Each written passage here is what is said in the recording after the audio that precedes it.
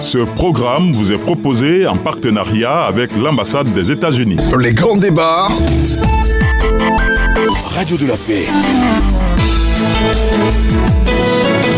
Bonjour à tous, merci d'être à l'écoute de nos programmes. Comme je le disais tantôt en introduction de cette émission, nous recevons aujourd'hui Monsieur Désiré Amon-Étienne. Il est étudiant aux États-Unis. Avec lui, nous allons parler des études aux États-Unis. Nous recevons également Madame Nina Toyo, conseillère académique à l'ambassade des États-Unis. Abidjan, section culturelle. Nous recevons également Madame Amon-Étienne Yvonne. Elle est médecin. Elle est mère de l'étudiant Désiré Amon-Étienne. Nous recevons également Mademoiselle Tania Eloy. Elle est ancienne étudiante en master aux États-Unis. Avec tous ces invités, nous allons en parler des études aux États-Unis. Première question, elle va s'adresser à Amon Désiré Étienne. Amon Désiré Étienne, vous êtes jeune, vous avez décidé d'aller faire des études aux États-Unis. Pourquoi vous décidez de choisir les États-Unis pour aller poursuivre vos études? Pourquoi? Tout d'abord parce que j'ai grandi dans un cursus scolaire anglais et je voulais poursuivre mes études dans un pays où on parlait anglais uniquement. Et puis, il y avait beaucoup d'opportunités d'université, mais c'est qu'aux États-Unis que j'avais ce que je voulais faire spécifiquement. Donc ça, c'est une particularité des États-Unis.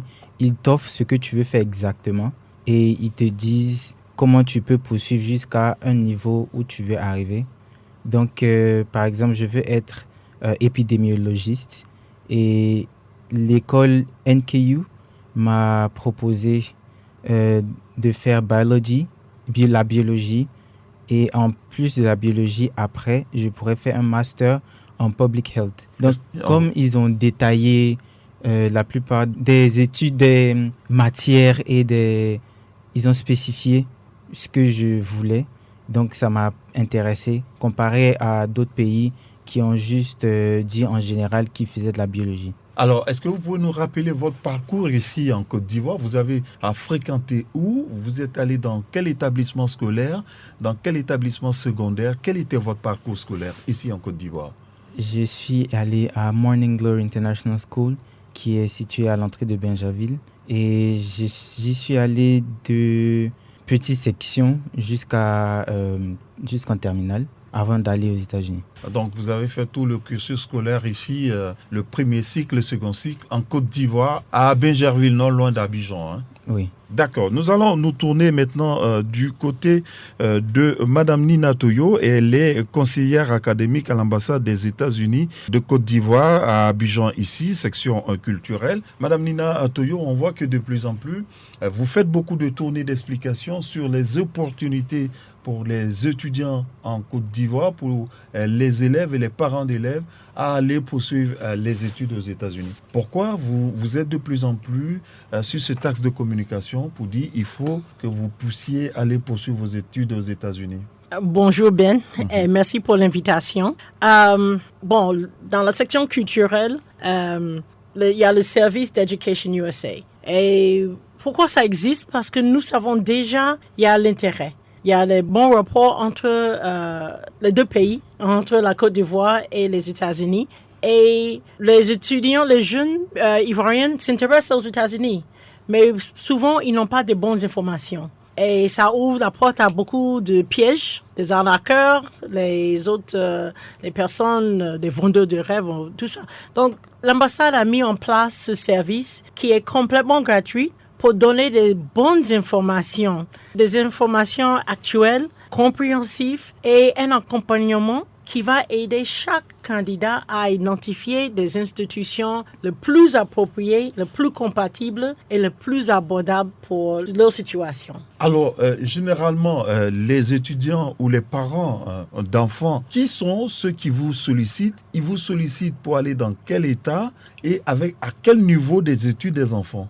D'accord. Bon, je reçois chaque jour des demandes venant des parents, venant des parents, les tantes, les oncles, et venant même des jeunes étudiants eux-mêmes, des jeunes élèves ainsi que les étudiants. souvent, certaines ont déjà une idée d'où ils veulent aller aux États-Unis parce qu'ils ont un parent dans tel État. D'autres sont curieux pour des villes ou des écoles qu'ils ont entendu parler de leur renommée par rapport à la télé, le média. D'autres n'ont pas eu aucune idée. Ils veulent aller aux États-Unis. Ils ont besoin de conseils, des informations. On n'est pas restreint pour parler d'un seul État ou une seule ville ou une seule école. On veut donner toutes les informations possibles. Alors, quel est le process? Comment ça se passe? J'ai un enfant qui va à l'école ici, soit au primaire, soit au secondaire. Je souhaite que mon enfant poursuive ses études aux États-Unis. Comment je me prends? Qu'est-ce que je fais? Quelle est la démarche que je dois suivre? Bon, si l'enfant est au primaire et au secondaire, au collège, j'encourage le parent, la meilleure chose de faire pour votre enfant, c'est de l'aider à comprendre l'anglais. Et on ne va pas quelque part, pour le moment, c'est de l'aider à comprendre l'anglais, d'être excellent dans ses études, d'avoir des compétences en leadership. Ça veut dire de cultiver même ses autres talents. On parle réellement de processus à insérer dans une école après le bac. Personnellement, je ne conseille pas à quelqu'un qui n'a pas le bac de tenter d'aller aux États-Unis. On parle d'un visa étudiant, ça veut dire d'insérer dans une école. Si tu n'as pas le bac, tu peux pas insérer à une université. Donc, jusqu'à ce que la jeune personne a son bac, c'est l'anglais. Alors, docteur Yvonne Amon-Étienne, vous êtes la mère de l'étudiant Amon-Étienne Désiré. J'arrive à bien prononcer son nom. Alors, qu'est-ce qui vous a motivé, vous, à accompagner votre fils dans ce grand saut? Parce que les États-Unis, c'est pas la porte d'à côté. Qu'est-ce qui vous a motivé à accepter ça? Que votre enfant s'éloigne de vous après qu'il ait eu le bac. Il était si jeune, vous avez dit, 17 ans pratiquement quand il a obtenu son bac. Qu'on accepte qu'un gamin de 17 ans nous quitte pour aller dans un monde aussi vaste, ouvert. Qu'est-ce qui vous a motivé? Merci, M. Ben. Surtout heureuse que vous ayez accueilli ici. Oui, comme vous le dites, c'est pas facile pour une mère de se séparer de son enfant, surtout que c'est le dernier. Ensuite, il n'avait que 17 ans lorsqu'il a eu le bac. Ça a été difficile pour moi, je ne voulais pas. La preuve, ses camarades de promotion sont allés 6 mois avant lui. Parce que je voulais juste le retenir. J'avais peur de tout ce qu'on racontait. Ils vont être drogués, ils seront livrés à eux-mêmes, ils ne feront pas les études et tout. Et lui-même aussi, il avait quelques exemples d'amis qui étaient déjà partis, qui sont revenus, qui ont commencé à mettre la puce à l'oreille pour dire quand tu vas, si tu ne fais pas attention, tu vas avoir des problèmes parce que le froid peut t'empêcher d'aller au cours et tout ça. Et donc déjà, il était préparé, il savait qu'il y avait des difficultés là-bas qui l'attendaient. Et donc, il était préparé par rapport à ça parce que lui, il voulait partir, moi, je ne voulais pas. Et donc, il fallait qu'il prenne les dispositions pour ne pas me décevoir. Donc, pour m'assurer que je ne suis pas en train de me tromper, que je ne vais pas regretter amèrement, j'ai pris la résolution de l'accompagner moi-même pour voir l'établissement dans lequel il allait partir. Et j'étais prête à revenir avec lui au cas où je me rendais compte que des difficultés avant-coureurs se prononçaient. Alors, Désiré Amon, comment vous avez choisi votre établissement et l'État? Comment ça s'est passé? Vous avez obtenu votre bac. Qu'est-ce que vous avez fait? Comment vous avez eu le sésame pour dire, écoutez, vous pouvez venir aux États-Unis? Comment ça s'est passé? Vous êtes allé dans un ministère? Vous êtes allé dans une ambassade? Qu'est-ce que vous avez fait? Dans ma dernière année à Morning Glory, il y a l'université de Northern Kentucky University. Après tant d'autres, ils sont venus avec Madame Nina Toyo pour présenter l'université puis présenter les autres universités aux États-Unis. Et c'est la seule université qui m'a proposé ce que je cherchais vraiment. Comme j'ai dit, la biologie. Et puis j'ai fait plusieurs recherches sur eux. Et puis ça m'a plu, donc j'ai décidé d'aller là-bas. Alors, vous avez vu, maman a expliqué tout à l'heure, quand vous avez dit « je veux aller aux États-Unis », elle a dit « ok », mais elle était très inquiète et la preuve, elle a retardé votre départ. Alors, vous, quand vous voyez vos amis partir et vous ne partez pas, est-ce que vous n'étiez pas un peu découragé, un peu déçu? Comment vous vous êtes accroché à votre espoir là? Comment vous avez pu gérer cette situation? Parce que vous vouliez aller et puis maman disait ah, « non, attention, tu es encore trop jeune, attends un peu. » On va voir, on va regarder. Mais pendant que vous voyez vos amis qui partaient, qu'est-ce que ça vous a fait et comment vous avez géré cette situation-là? La première réaction, j'étais pas vraiment content, mais les parents cherchent des preuves que les enfants sont responsables. Donc, j'ai décidé de réfléchir et j'ai pris le temps que j'allais rester pour faire le TOEFL. Comme ça montre qu'au moins j'ai une pensée dans la direction de où je veux aller. Donc, je suis resté à la maison, j'ai fait des cours non loin de chez moi et j'ai passé le TOEFL et j'ai eu une bonne note, ce qui a réjoui ma mère. Donc, elle a été un peu plus à l'aise parce qu'elle voyait les efforts et puis comment je me comportais. Donc, ça l'a un peu encouragée parce qu'elle est quand même venue avec moi. Mais alors, avant que vous ne partiez aux États-Unis, quelle idée vous aviez des États-Unis? C'était quoi, les paires de basket? C'était quoi que vous aviez comme idée? Ou bien c'était le baseball? J'avais aucune idée des États-Unis. Ah ouais? Je connaissais que la France Ouais. comme autre pays dans le monde. J'avais aucune idée des États-Unis, mais je voyais juste les photos de l'université et puis des dortoirs parce que je savais que c'est là-bas que j'allais vivre. Donc, c'est tout ce que j'avais comme idée des États-Unis. Mais qu'est-ce qui vous attirait là-bas pour que vous connaissez pas, vous connaissez, et puis vous voulez aller dans l'inconnu? Enfin, moi, je veux comprendre votre psychologie. Hein. Qu'est-ce qui peut vous motiver, vous accrocher à aller dans l'inconnu comme ça? C'est de découvrir. Découvrir, oui. Parce qu'on nous parle beaucoup de découvertes là-bas aussi. Oui. Même, surtout dans le domaine biologique, on fait des recherches, on découvre, on fait que découvrir. Donc, c'est cette qualité, je vais appeler, de recherche, découverte. Donc, je voulais découvrir aussi. Alors, maman, on va dire Étienne Ivan Hamon, on sait que les États-Unis, très souvent, on entend dire que les études coûtent énormément en cher. C'est vrai que Désiré Hamon avait eu son autorisation à partir, aller poursuivre ses études à Kentucky, mais on sait aussi que c'est pas aller au supermarché du côté.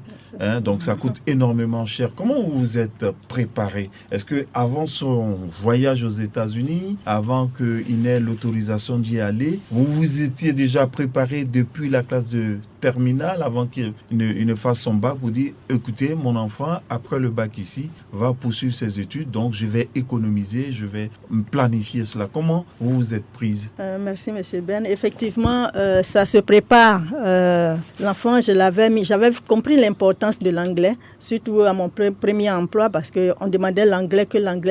Alors, je disais que j'ai négligé l'anglais pratiquement au lycée, et voilà que ça me rattrape. Et je ne vais pas permettre que mon enfant ait ce genre de difficultés. Donc, je voulais qu'il vraiment apprenne l'anglais et qu'il rentre dans ce système. Mais je savais qu'après ça, ça veut dire que, puisque nous sommes dans un pays francophone, s'il veut aller plus loin, ça veut dire qu'il va aller à l'extérieur. Moi, j'étais focalisée sur le Ghana. Pour moi, d'ici, il partait au Ghana. En plus, il avait que 16 ans et demi, 17 ans. Je ne voulais pas qu'il se loigne de moi avec tous les préjugés qu'on avait sur les enfants qui allaient aux États-Unis, et qui revenaient aux parents et tout. Donc, j'ai commencé à partir de ce moment, lorsqu'il a fini le cycle, primaire, il est rentré au collège, j'ai commencé à mettre de l'argent de côté par rapport à son étude future. Et j'ai pris aussi des informations au Ghana. Je suis allée là-bas et après, je me suis rendu compte que non seulement au Ghana, ce qu'on proposait comme tarif n'était pas aussi moins cher qu'on le pensait. Parce que quand on comparait aux tarifs au niveau des États-Unis, c'était pratiquement les mêmes.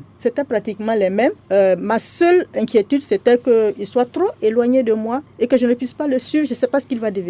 Donc, en matière de finances, c'était les mêmes dépenses que j'allais effectuer. Et bon, j'ai insisté pour qu'il soit au Ghana. Malheureusement, au moment où j'ai engagé l'inscription, la scolarité était fermée au Ghana. Toutes les universités, que ce soit à Accra, que ce soit ailleurs, c'était fermé. Il fallait attendre 1 an. Alors que l'un des avantages aux États-Unis par rapport aux études, justement, il y avait 2 rentrées. Il y avait la rentrée de août et la rentrée de janvier. Donc, je me dis, bon, s'il a raté, je ne peux pas le laisser 1 an, vu qu'il est découragé parce que ses camarades sont partis. Moi, j'ai refusé par ma faute. Les 1 an, qu'est-ce qu'il va devenir? Est-ce qu'il ne va pas flâner? Ce que je craignais là-bas, c'est pas ce qu'il va avoir ici. Et comme lui aussi vient de le dire, il m'a donné des signes qu'il veut être responsable en prenant sur lui la décision de faire d'autres cours. Quand bien même il a fait le CQ anglophone, mais il a fait quand même le TOEFL encore en plus. Je me disais que bon, il faut lui donner cette chance. Et moi aussi, cesser de culpabiliser en lui faisant perdre 1 année. J'ai perdu 6 mois. J'ai une opportunité de le faire partir, alors je vais le faire partir. Mais tout en prenant la précaution de l'accompagner. Alors, Madame Nina Toyo, on a écouté à la fois Désiré Amon qui a expliqué un peu comment il a pu accéder aux États-Unis. On a écouté aussi Madame Ivan Désiré Amon qui nous a aussi expliqué comment elle s'est engagée à accompagner son fils dans ce voyage aux États-Unis. On a posé le problème de la formation. D'abord, on va parler de la formation. Quelles sont les opportunités en termes d'éducation qui s'offrent aux étudiants qui veulent bien aller poursuivre les études aux États-Unis? Ça, c'est un premier point. Et deuxièmement, on va voir le coût de ces études-là, l'accompagnement, combien ça coûte et comment on peut s'organiser pour faire face à ces coûts-là. Alors, en termes d'opportunités de formation, quelles sont les formations? Si tant est que c'est les mêmes formations qu'on a ici dans nos universités, pourquoi aller aux États-Unis? Okay. C'est une très bonne question. Pour moi, le système américain est extraordinaire. Parce que c'est plus que l'imagination. Quand la formation, il n'y a pas une filière, il n'y a pas une matière qu'on ne peut pas avoir aux États-Unis. Et en plus que simplement aller au cours pour apprendre quelque chose, une matière, c'est l'étudiant, il est le maître de son destin.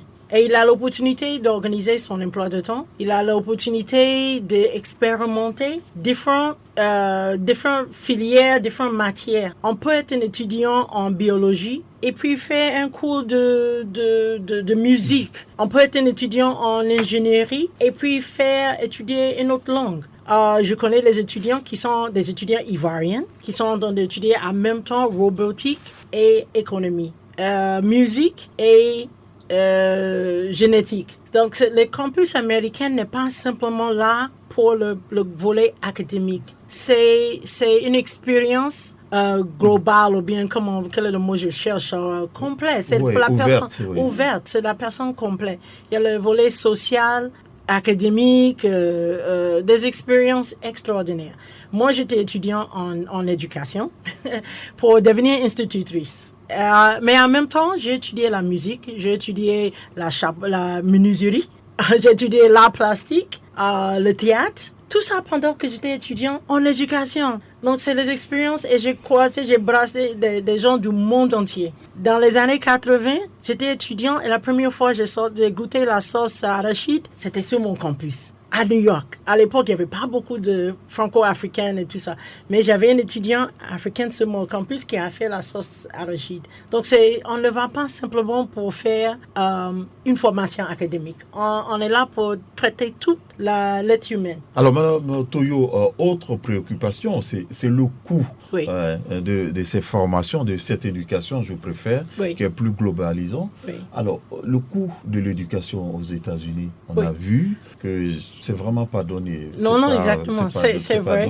C'est vrai. En fait, encore, il y a tout le spectre, comment on dit, spectrum. Comme on dit ça, il y a toute la gamme. C'est comme vous allez à Jamé, il y a les habits à 50 francs, et il y a les choses à 60 000.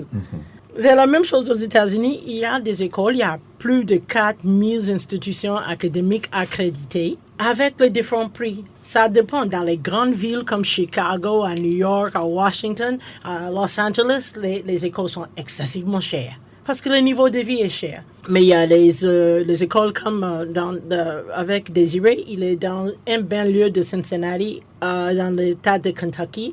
Il est en banlieue, c'est une école d'État, donc le tarif est un peu moins cher. Et quand vous allez un peu plus loin, dans les États du Sud, les écoles sont encore plus moins chères. Donc chacun doit faire son shopping. Ça ne veut pas dire que l'école n'est pas de bonne qualité parce qu'elle n'est pas chère, ça dépend de ce qu'elle a. Encore plus, il y a le deuxième volet, il y a des écoles très généreuses qui peuvent offrir des aides, qui peuvent offrir des bourses aux étudiants, mais ils offrent aux étudiants le plus qualifiés. Donc, la réalité, l'étudiant, comme Dr Amon a partagé, elle a commencé à économiser depuis qu'il était même au collège. Et c'est ce que les Américains font. Aujourd'hui, quand un bébé est né aux États-Unis, les parents, les éloignés, les tantes, les grands-mères donnent un peu d'argent pour mettre à côté pour ses études supérieures. Ça, c'est la réalité. La deuxième chose, c'est que on se prépare. Une autre chose que le docteur Mon a fait, elle a mis son fils dans une école où l'anglais était mis en valeur. Ici, depuis le primaire. Bon, c'est pas tout le monde qui aura cette opportunité, mais je dis aux jeunes Ivoiriens, apprenez l'anglais. Apprenez l'anglais parce que plus vous êtes compétent en anglais, le plus que vous êtes compétent dans d'autres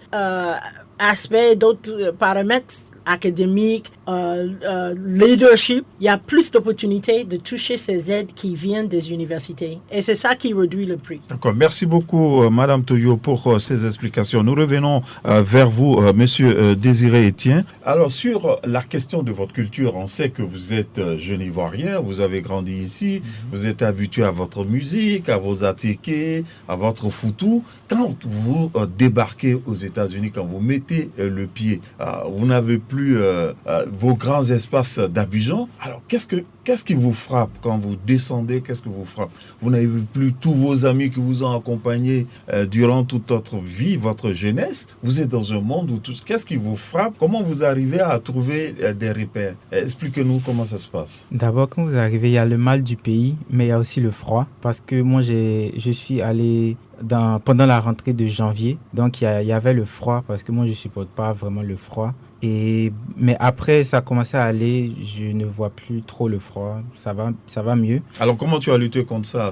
Naturellement, je n'ai aucune idée parce que je porte moins d'habits d'hiver en hiver que certains là-bas. Donc, je n'ai aucune idée. Mais il faut bien se protéger contre le froid parce que ça peut cogner. Madame Toyo parlait tout à l'heure de la barrière de la langue qu'il faut surmonter. Alors, c'est vrai que tu as fait des cours intensifs d'anglais ici. Est-ce que c'est la même chose ou bien les cours que tu as appris ici te permettaient de comprendre, d'entendre? Toi qui étais habitué à ton anglais de Côte d'Ivoire, d'Abidjan, est-ce que tu ne t'es pas un peu dépaysé? Et puis suivre tout le cursus académique en anglais, est-ce que c'était facile?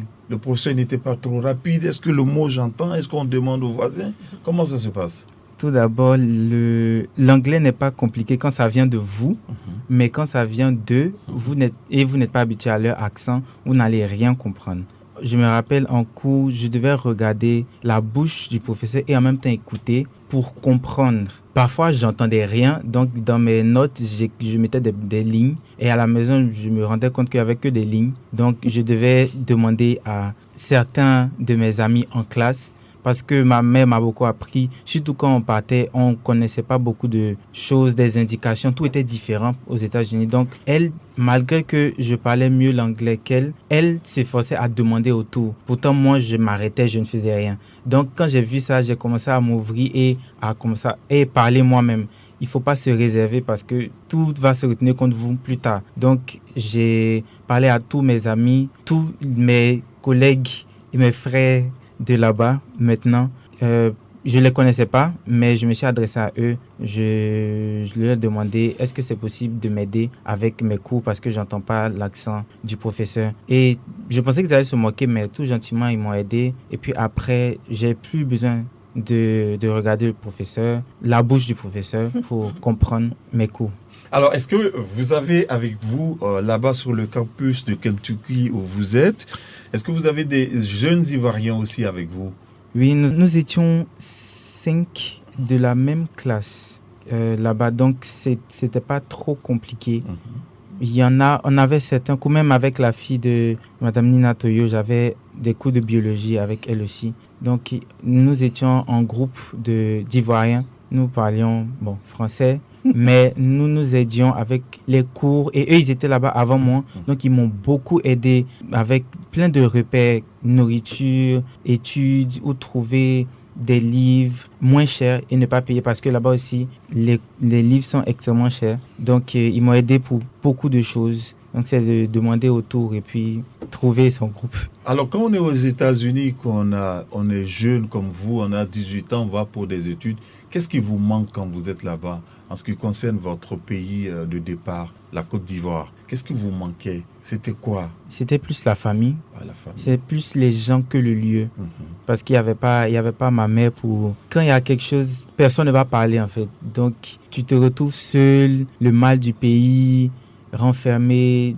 Ça devient nouveau, c'est un peu bizarre. Tu ne sais pas comment réagir. Tu ne sais pas si tu es triste, si tu es content. Est-ce que si tu étais dans les mêmes conditions, avec les mêmes problème, tu allais réagir de la même façon.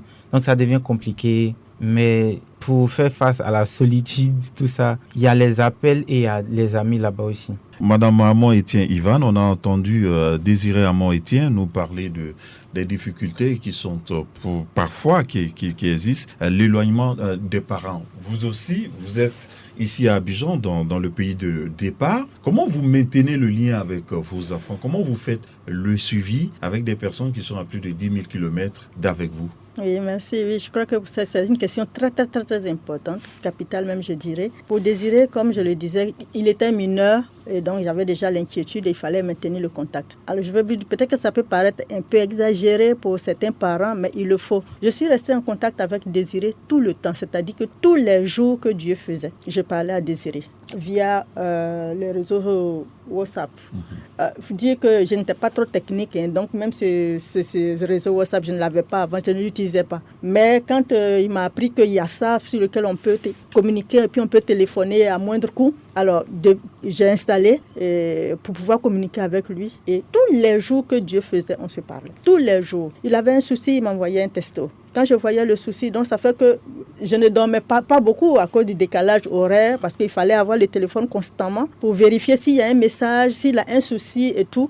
Et donc ça l'a aidé à passer quand même le mal du pays, un peu le mal du pays parce qu'au moins, il ne me voyait pas, enfin je n'étais pas proche de nous, mais il pouvait m'entendre. Et on se voyait à travers la vidéo, je passais ses frères, je passais les autres membres de la famille. Donc ça l'aidait beaucoup. Et c'est comme si on n'était pas coupé réellement en fait. Et même pour une petite anecdote, au niveau du travail, les gens me disaient, mais attends, c'est ton fils que tu épouses maintenant ou bien quoi? C'est à lui que tu parles tout le temps. Et puis il y a une qui m'a dit, attends, reste tranquille, laissez là. D'ici quelques temps, quand il va prendre son envoi, il ne va même pas lui envoyer des messages. J'ai dit, c'est pas possible. Et bon, ça dit que les parents doivent être constamment en contact avec. Parce que quand il y a un manque, quand il y a un vide, quelqu'un d'autre, la nature ayant horreur du vide, quelqu'un d'autre va combler le vide. Place, oui. Et si malheureusement tu tombes sur une mauvaise personne, pour combler ce vide-là, ça va pas être intéressant. Et heureusement qu'il était aussi dans un bon environnement, dans un bon établissement dont je suis fière. Il y a beaucoup d'établissements dont on peut être fier aux États-Unis, mais NKU, j'en suis fière. Alors, Désiré Amon-Étienne, côté études, quelle organisation vous avez mis en place pour pouvoir étudier, vous organiser, pour réussir dans vos études? Parce que le premier objectif, c'est l'école, c'est pas autre chose. Quelle organisation vous aviez mis en place? Comment vous étudiez? Comment vous vous organisez pour aller aux cours, réviser les cours, se préparer pour les examens? Comment vous vous organisez? Je faisais en sorte de comprendre tous les cours avant que le second jour venait parce que là-bas, c'est très rapide. Il y a des examens chaque mois et il y a des tests presque chaque 2 semaines. Donc, après chaque cours, après chaque journée, je revenais dans ma chambre et je prenais par ordre le premier cours que j'ai fait. Si c'était à 10 heures, je commence par ce cours. Je fais 1 heure sur chaque cours. Je ne devais pas dépasser parce que si je dépasse sur un cours, je ne serai pas à jour sur l'autre. Si je prends trop de temps sur un, j'aurai une meilleure note sur où je me suis préparé et l'autre, je n'aurai pas une bonne note. Et ça, ce n'est pas la bonne option. Tu dois être équilibré partout, même si c'est vrai qu'il y aura des cours de ton major et il y aura des cours additionnels. Donc, par exemple, quand j'étudie pour la biologie, je fais en sorte de maximiser mon énergie sur la biologie avant d'aller sur les maths et sur, par exemple, l'anthropologie comme un autre cours. Donc, c'est comme ça que je faisais. Après, je prends une pause pour manger. Il y a aussi, il ne faut pas toujours, tout le temps être en train d'étudier. Sinon, vite fait, tu auras la mentalité que tu es dans une cage. Et puis, ça envoie les soucis de je suis seul, puis ça envoie beaucoup de soucis. Donc, il y a aussi comment s'épanouir parce qu'il y a le campus offre un centre de récréation, au basket, le football, tout ça. Mais faut pas non plus abuser, faut être discipliné. Voilà, merci beaucoup. Est-ce que là-bas, il y a une question qui me vient dans la tête. Est-ce que vous avez des accompagnateurs du type comme ici on avait sur le campus, des personnes qui sont à niveau avancé, qui vous aident à comprendre ce que vous n'avez pas compris? Plus généralement, on dit des cours de renfort. Est-ce que vous avez des cours de renforcement, soit par des enseignants ou bien par des des aînés qui sont en avance et qui peuvent vous appuyer. Est-ce que ça existe aussi là-bas? Un peu un système de mentorat, de tutorat. Est-ce que ça existe aussi là-bas? Oui, ça existe. Il y a tous les types. Il y a un mentor qu'on vous donne quand vous arrivez, qui est dans votre bâtiment, dans votre dortoir. Ça, c'est quelqu'un qui saura si vous avez mangé, tout ça, pour bien vivre. Et il y a aussi pour les études, on les appelle les SI leaders. Eux, c'est après les cours. Ils ont d'autres cours pour renforcer la compréhension du cours qui vient de passer. Et il y a aussi les tutors. Eux, vous devez prendre des rendez-vous en ligne, mais il y a tous les aides possibles dans tous les domaines. Alors, mademoiselle Madame Nina Toyo va ajouter quelque chose sur ce volet-là. Voilà ce que Désiré dit. Dans la recherche d'une bonne institution, c'est ce genre d'aide il faut identifier. Et honnêtement, la plupart des écoles ont ce qu'on sait. D'abord, le professeur à 16 heures où il est prêt ou elle est prête pour vous rencontrer, pour expliquer le cours. Il y a le mentor, on dit le mentorat dans le volet social. Il y a le conseiller académique et il y a encore ce qu'il a parlé des cours de renfort qui sont disponibles aux étudiants. Comme vous dites, c'est les aînés. C'est gratuit pour l'étudiant et ce qui est intéressant, c'est payant pour le répétiteur. Ça veut dire un aîné. Et si je peux dire une petite anecdote, ma fille qui a grandi, qui est née ici en Côte d'Ivoire, qui a eu son bac à Sainte-Marie, quand elle est partie aux États-Unis, elle a eu, comme on dit ici, le petit gombo, à enseigner le français et le mathématique en cours de renfort. Gratuit pour l'étudiant qui reçoit, mais payant pour l'étudiant qui donne le cours. Et c'est qui aide les parents. Oui, exactement.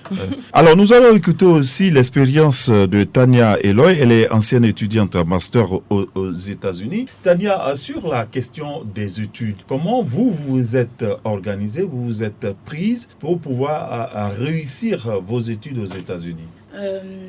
Moi, je pense que je vais faire écho de ce qui a déjà été dit, hein. Comme il disait Désiré, c'est vraiment beaucoup de discipline. Donc, je pense aussi que les parents, ils peuvent le ressentir au niveau de la personnalité de leur enfant. C'est beaucoup de discipline, c'est beaucoup de rigueur. Moi, je me souviens quand je suis arrivée aux États-Unis, ma première nuit, c'était beaucoup d'émerveillement. Donc, j'étais vraiment contente d'être là. C'est un dépaysement total. Le petit hic, c'est que ma première nuit, c'était la première fois dans un pays où il n'y avait pas papa, où il n'y avait pas maman. Donc, ma première nuit, elle a été la plus difficile. Un peu de larmes et tout. Mais après, dès le lendemain, c'est une prise en charge. Parce que pendant une semaine, nous, on a eu Orientation Week. Donc, pendant une semaine, c'est pas véritablement des étudiants qui vous épaulent, mais il y a tout un département pour les International Students.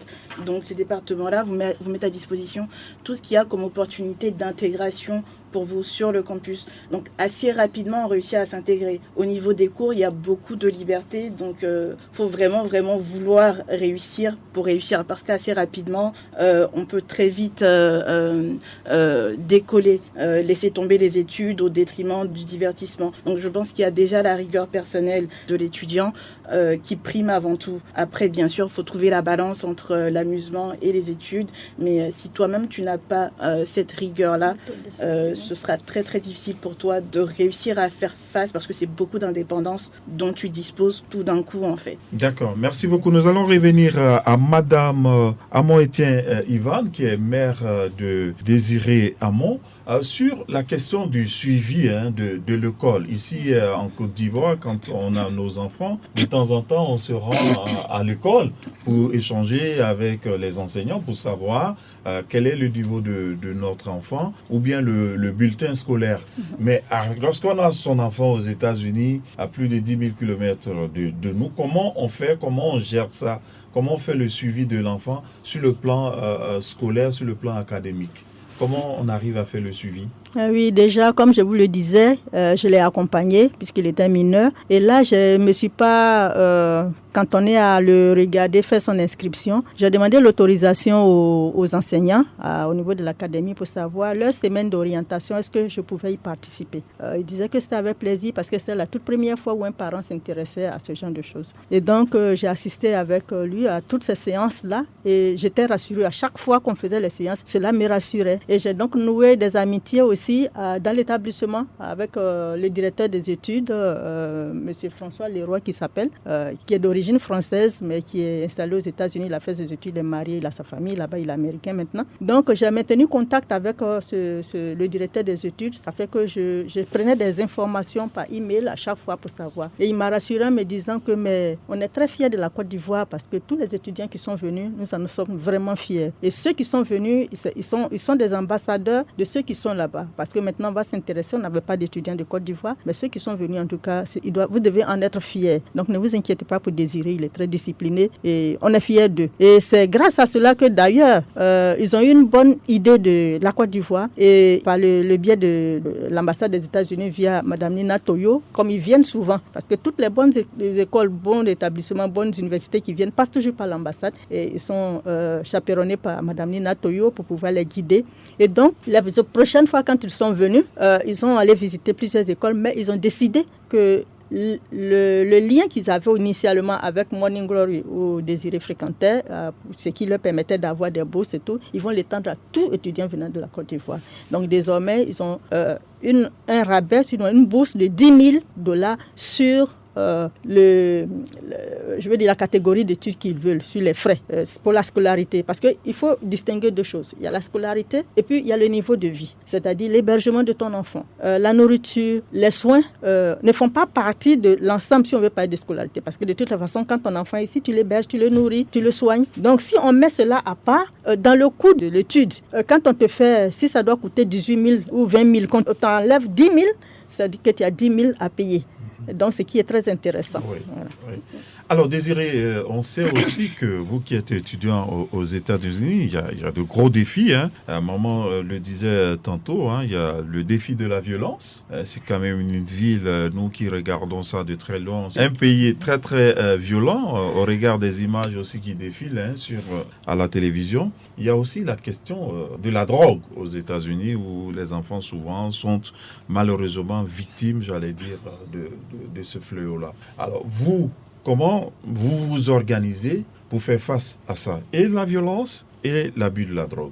Tout d'abord, on dit en 1 Corinthiens 15:33 que les mauvaises compagnies ruinent les habitudes utiles. Donc, je me mets avec un groupe qui ne va pas m'envoyer dans la mauvaise direction parce que j'ai étudié avec les témoins de Jéhovah et puis on voit que la manière dont ils enseignent et ce qu'ils disent, c'est vraiment très lourd et important. Ça, parce que les conséquences sont là. Il n'y a pas à dire que un groupe veut montrer qu'ils servent Dieu qu'un autre non, mais quand vous voyez les conséquences de la drogue sur une personne, vous n'allez vraiment pas souhaiter ça à quelqu'un et surtout pas à vous-même. Donc quand je vois des autres personnes aller dans certains endroits ou avoir certaines relations, je me coupe d'eux. Comme ça, je n'aurai pas à tomber dans ce genre de piège-là parce que ça va me coûter et mes études et aussi ça peut me coûter ma vie là-bas, ça peut me faire aller en prison ou ça peut même me faire mourir aussi. D'accord. Alors, la même question, je vais la poser à Tania Eloy. Tania Eloy, vous, comment vous êtes arrivé à gérer ces situations de la drogue, de la violence, de l'insouciance qui sont des défis qui s'adressent à tous les étudiants qui vont aux États-Unis? Je dirais que j'ai également eu la chance d'être assez bien entourée. Moi, j'étais dans l'État de Washington. Donc, en termes de violence, j'étais dans une ville universitaire. Donc, l'activité de l'université, on va dire, regroupait 80% de la vie active, même dans la ville où j'étais. Pendant mon séjour, en tout cas, j'ai pas été confrontée à beaucoup d'excès négatifs. Donc, les jeunes savaient s'amuser, mais toute chose en quantité raisonnable, en fait. Donc, j'ai eu cette chance-là de ne pas avoir été confrontée à un environnement malsain, on va dire, pendant mon séjour. Alors, je vais m'adresser maintenant à Madame Amo-Etienne Ivan, qui est la maman donc de Amon Désiré, l'étudiant que nous recevons ici. Vous, en tant que parent, ce sont des réalités, on n'est ni pas cela. Comment vous gérez ça? D'abord, réfléchir à ça, comment faire pour ne pas que mon fils bascule? c'est quelles dispositions on met en place? Très bien, je crois que Désiré a donné le temps. D'abord, il faut le mettre en contact avec des responsables spirituels pour lui montrer ce que Dieu veut qu'on fasse pour son bien et autres. Et donc, c'est ce qu'il a fait. Il faisait l'étude de la Bible, donc il pouvait lui-même, Dieu lui-même nous-mêmes a créé avec le libre arbitre. Il nous donne toutes les informations, toutes les orientations, mais tu as un choix personnel. Donc, les parents ne peuvent pas suivre les enfants comme du lait au feu. Ils vont donner les orientations, mais l'enfant a besoin lui-même de prendre une décision et tout. Et donc, l'étude de la Bible, je me suis dit que ça pourrait l'aider et c'est ce que j'ai fait. Mais en plus de cela, même si l'enfant étudie qu'il ne veut pas se conformer à ce qu'il a appris, vous n'êtes loin, vous ne pouvez rien faire. C'est arrivé malheureusement à beaucoup de parents qui pensaient que l'enfant était dans la droite ligne et c'est au dernier moment que s'en est rendu compte que ce n'était pas ça. Donc il y a eu cette volonté lui-même de se couper de ce qui est mauvais. On n'est pas parfait, c'est vrai, mais en tout cas de faire l'effort de le faire. Et puis il y a un autre truc que je voulais noter par rapport à ça, c'est que comme je vous ai dit, j'ai suivi l'orientation hebdomadaire, en fait, d'une semaine qu'on donnait aux étudiants. Et l'une des choses qui m'a impressionnée, c'est le fait que cette université prenne des dispositions pour pas remplacer les parents, mais comprennent que les parents sont loin, sont des étudiants internationaux, les parents sont très loin, qu'ils attendent beaucoup de leur établissement en termes de responsabilité, de compétences aussi pour pouvoir les aider, les seconder un peu. Donc dans ce sens-là, ils prennent certaines dispositions. Par exemple, avant l'âge de 21 ans, on ne doit pas avoir de l'alcool avec toi. Donc, même au campus, même à l'extérieur, tu ne dois pas toucher. Et d'ailleurs, même dans cette ville, si tu n'as pas l'âge requis, tu ne peux pas aller dans un magasin et puis acheter de l'alcool. Ce n'est pas possible. Donc ça, déjà, c'est quelque chose qui aide. Bon, en plus, maintenant, comme on le dit, si tu n'es pas majeur, que tu ne dois pas avoir de l'alcool, même dans ta chambre, on ne va pas avoir une bouteille vide d'alcool, que ce soit toi qui aies bu ou pas. Par conséquent, dans tes fréquentations, tu vas voir que s'il y a quelqu'un qui a ce genre de comportement, tu ne veux pas partager ce genre de problème. Donc, tu vas prendre des dispositions. Donc, ils étaient un peu attentionnés par rapport à ça. Autre élément aussi, par rapport aux études, ils ont bien dit lors de l'orientation que 3 absences non justifiées rapatriement. C'est-à-dire que si on ne te voit pas à 3 cours, que ce n'est pas justifié, ton advisor ne sait pas pourquoi, avec une bonne justification, on t'a donné tous les éléments. Même si tu as une urgence, il y a des numéros d'appel qu'il faut appeler d'urgence pour dire que j'ai tel souci et tout. Ils sont là pour ça. S'il n'y a pas eu ce genre de situation pour justifier pourquoi tu n'es pas là, tu t'es absenté à 3 cours ou tu as raté 3 devoirs, tu vas retourner chez toi. Bon, l'enfant qui est consciencieux, qui sait qu'il est parti, non pas par le rêve américain, entre guillemets, mais il a une vision, il veut son avenir, il sait que s'il rate le coup, il va avoir des soucis. Alors il prend des dispositions pour être là. Même s'il fait froid, il prend des dispositions pour être au cours. Et s'il a un problème. Donc tout ça, ce sont autant de choses qui peuvent permettre aux enfants d'aller vers ce qu'on peut dire le comportement d'être assez consciencieux et pour éviter. Maintenant, quand l'enfant, et surtout, avant, on parle des États-Unis, mais commençons par chez nous ici. Quel est le comportement de l'enfant avant de partir? Si l'enfant ici déjà est habitué à justement prendre de la drogue ou des choses comme ça, c'est pas là-bas qu'il va le changer. Justement, dès qu'il met les pieds, il y met les pieds, son premier souci c'est de repérer, de rechercher, soyez sûr qu'ils se reconnaissent entre eux.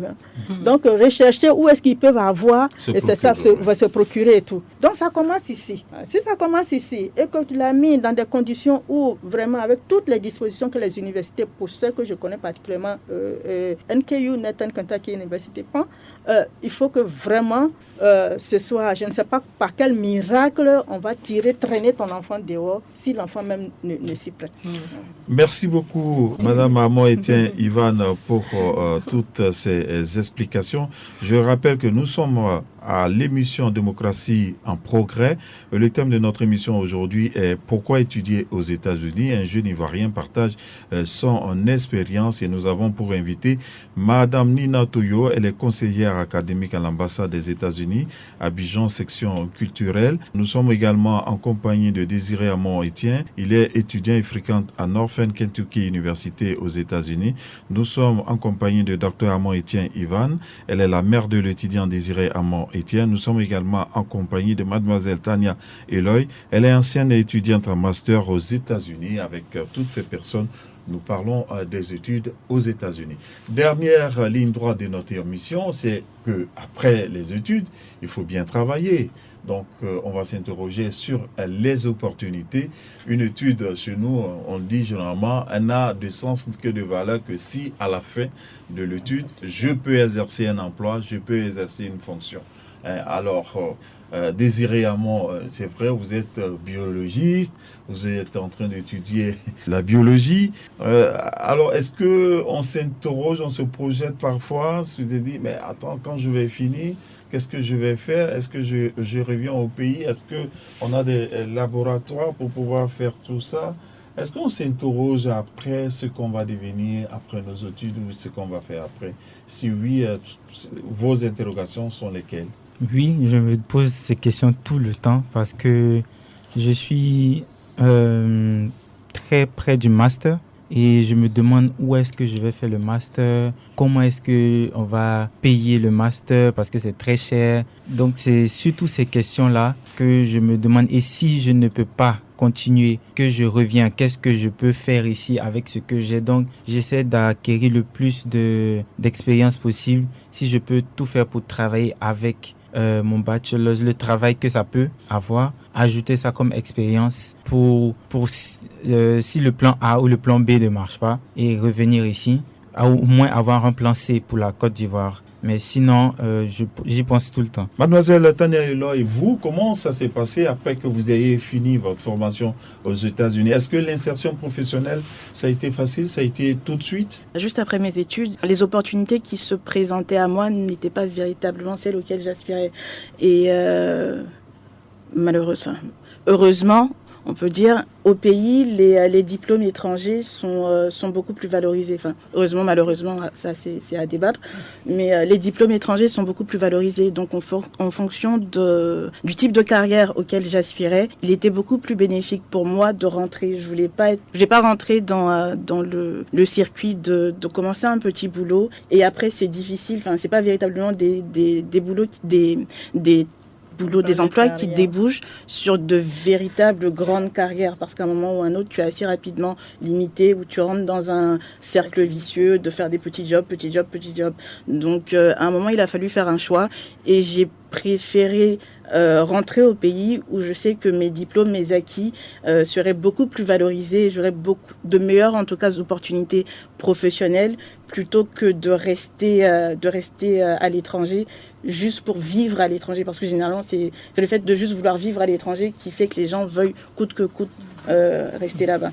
Et puis après, il y a toujours l'opportunité aussi de voyager, partir en vacances. Donc, si tu réussis à avoir un bon niveau de vie chez toi, avec un bon emploi, tu as toujours l'opportunité de faire tes vacances un peu partout dans le monde.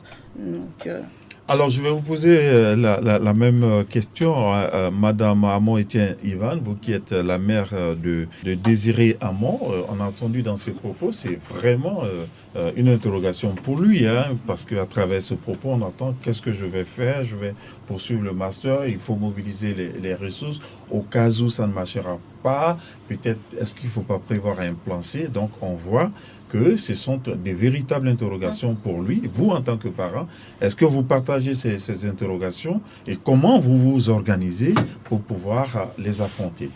Ok, merci beaucoup. Je crois que ça aussi, c'est une question très importante et très pertinente.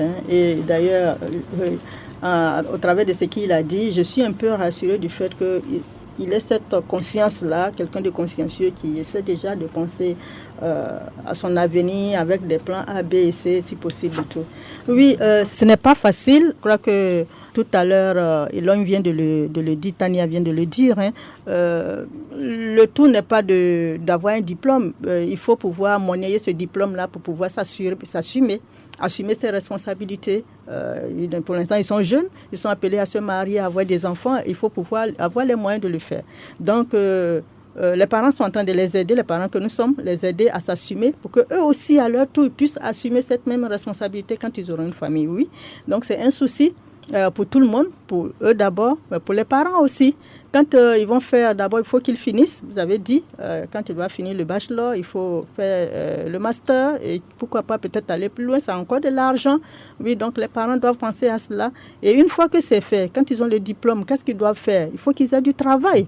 Et je suis très heureuse déjà qu'ils pensent que quand il a le premier niveau, il peut peut-être chercher des boulots pour pouvoir même s'assumer et continuer. Mais avec ça, mon espoir, moi personnellement, Tania vient de le dire,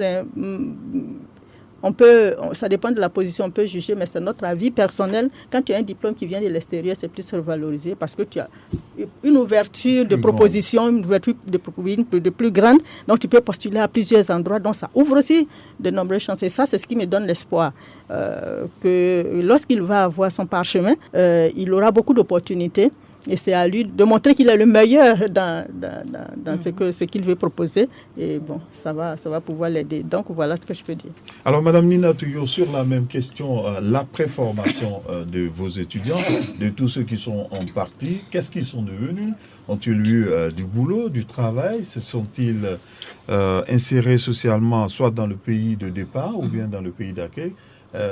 Une chose que je veux toucher, c'est que dans le système américain, dans le système d'éducation supérieure, il y a dans la loi l'opportunité de chaque étudiant étranger de faire ce qu'on appelle les OPT, Optional Practical Training. Et un étudiant peut, avec le soutien de son école, trouver l'opportunité de faire un stage. Ici, en Côte d'Ivoire, je vois beaucoup qui valident, et pour valider leur diplôme, il faut faire ce stage qu'eux-mêmes, ils doivent chercher. Souvent, ce n'est pas rémunéré. Mais aux États-Unis, le OPT est rémunéré, un très bon salaire, et c'est dans la loi, l'étudiant peut faire 1 an. Parfois, dans le système, si c'est dans l'ingénierie ou d'autres, il peut faire même 2 ans après son premier diplôme, bachelor's, trouver du travail. Et franchement, je ne garde pas les statistiques sur tous mes étudiants parce que j'en ai aidé des centaines. Mais la plupart qui gardent le contact avec moi profitent de cette opportunité. Ils trouvent l'opportunité, ils peuvent travailler soit après leurs 2 ans, s'ils font associate's degree, ça fait 1 an de OPT, continuer de faire 2 ans, après le bachelor's, fait 1 an, ou bien soit 2 ans, ça dépend de filière, et tout avec le soutien de leur institution, leur université. Et donc, ça fait que l'insertion, au moins, même si l'étudiant le but n'est pas de rester aux États-Unis, comme Tania a dit. Le but, c'est d'avoir cette expérience professionnelle. Donc, dans le système américain, il y a l'opportunité, pas seulement pour cette formation compréhensive sur le plan académique, mais aussi les opportunités professionnelles qui fait que quand l'étudiant revient dans son pays ou bien dans le monde entier, aujourd'hui on parle de globalisation, l'étudiant il a pas seulement un diplôme, mais il a de l'expérience professionnelle. Et ça, c'est quelque chose que je ne vois pas souvent ailleurs. Dans d'autres pays, c'est l'immigration carrément. Donc même si on ne veut pas immigrer aux États-Unis, on revient vraiment avec des compétences. Merci beaucoup à vous tous. C'est la fin de notre émission parce que le temps qui nous est imparti est déjà arrivé à terme. On va vous permettre à chacun de dire un mot donc pour clore cette émission de ce jour. On va commencer avec vous, Monsieur Désiré Amon-Etienne.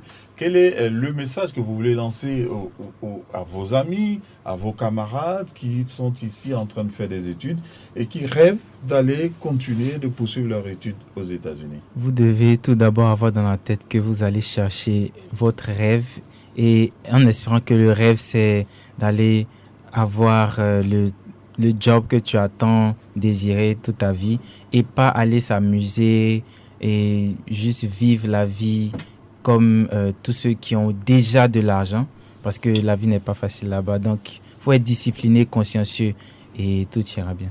Madame Nina Touyo, on va vous permettre de dire aussi votre mot de fin, mais en insistant, bien entendu, sur comment on fait pour pouvoir se préparer, pour pouvoir prétendre, pour pouvoir postuler à aller aux États-Unis. Pour poursuivre les études. D'accord. Si pour les élèves qui sont toujours à l'école avant le bac, il faut aimer l'anglais. Il faut travailler bien. Il faut avoir des compétences en leadership. Après le bac, ou bien ceux qui vont en terminale actuellement, venez à l'ambassade. Venez, parce que le processus est trop détaillé pour parler ici. Education USA, c'est un service gratuit de l'ambassade des États-Unis. L'ambassade a repris nos heures trouvez-nous sur Facebook, sur la page de l'ambassade ou sur le site web de l'ambassade et vous pouvez venir on peut avoir plus de conversations. Merci à vous tous, merci de nous avoir suivis. Merci également à Madame Hamon-Etienne qui est la mère de Désiré Hamon-Etienne qui nous a accompagnés durant cette émission. Également merci à Mademoiselle Tania Eloy, ancienne étudiante en master aux États-Unis qui a partagé avec nous son expérience. Vous l'avez compris, si vous voulez de plus amples informations pour pouvoir envoyer vos enfants aux États-Unis pour poursuivre leur étude, n'hésitez pas à rentrer en contact avec les services de l'ambassade des États-Unis. Vous aurez toutes les informations. C'est la fin de l'émission Démocratie en progrès pour ce jour. Nous avons parlé de comment étudier aux États-Unis et nous avons partagé l'expérience de l'étudiant Hamon Désiré.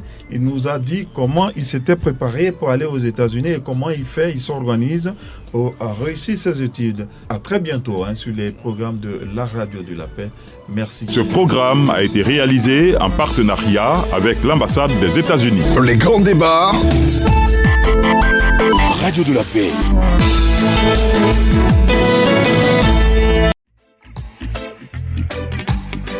Radio de la Paix. Se parler, s'écouter, se comprendre.